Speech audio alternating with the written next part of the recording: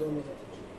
देखिए, एमडी ने जो कहा है, आप उसकी जो है एक तरह से जाके आपको सारे डिपार्टमेंट से एक डेटा ले लीजिए और मुझे दिखाइए, मेरे पास आइए कि पिछले मार्च फेब में मेरा कितना बिल आया था।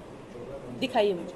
अगर 5,500 रुपया मेरा बिल आया था पिछले साल, इस महीने मेरा बिल जो है, चलो वो कहते हैं कि 20,000 रुपये पहले के भी थे, तो 70,000 रुपया के मैंने वहां पे कोई फैक्ट्री लगाई? क्या मैंने वहां पे कोई एक्सटेंशन की? क्या एक भी एसी मैंने वहां पे लगवाया नया? तो अचानक से जिस घर का बिल 5,500 रुपये आता था, उस घर का बिल अगर आप कह रहे हैं कि चलो 20,000 पहले भी पेंडिंग था, तो 90,000 या 1 लाख में से वो आप डिलीट करें, तब भी तो 60-70,000। आप बताइए, आप अपने सही दिमाग से अगर सोचें तो क्या ये स्वाभाविक है किसी घर का बिल आना लाखों में?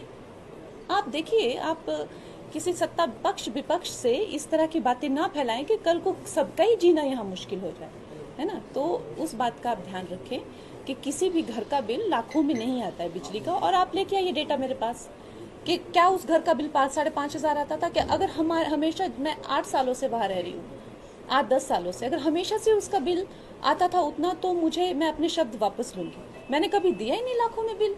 ये अभी मेरे साथ हो रहा है, पिछले पिछले 4-5 महीनों में इन्होंने ये शुरुआत की है, उससे पहले कभी हुआ ही नहीं ऐसा। अब हर चीज़ का आप राजनीतिकरण नहीं कर सकते। मैं भी हिमाचल की वासी हूँ, मुझे भी यहाँ की चिंता होती है, और मेरी बातों को भी एक राजनीतिज्ञ की तरह नहीं, हम भी उनकी जो है जनता भी हैं, उसका शोध करना चाहिए। इस तरह से छींटे फेंकना, इस तरह से बातें करना, बातों को जो है झुटलाना, आप चलो, अगर वैसे तो मुझे नहीं लगता जब मेरे पास बिल आता है तो मेरे सारे ही प्रॉपर्टीज़ के बिल एक साथ जाते हैं। अगर मान लीजिए मेरे किसी स्टाफ ने बिल लेट भी देखा, 20,000 पिछले महीने का भी था, तब भी 70,000 बिल आया कैसे, जब मैं वहाँ पे रही भी नहीं हूँ उस महीने? तो ये बातें हैं। खैर, मैं बहुत ज़्यादा इन पे इतना चर्चा नहीं करना चाहती, लेकिन किसी को झूठा टहलाना, उसकी समस्या